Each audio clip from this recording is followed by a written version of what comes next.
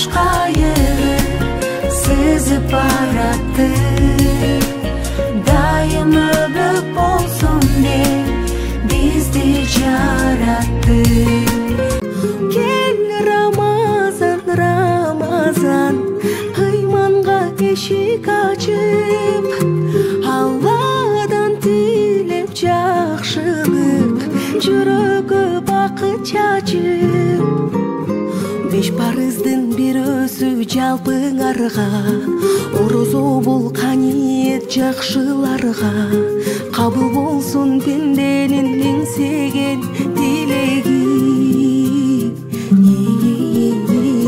Оз ачкыла туугандар кезигишип, тарынычты капаны кечиришип, Рамазандын кадырын эң жакшы билели.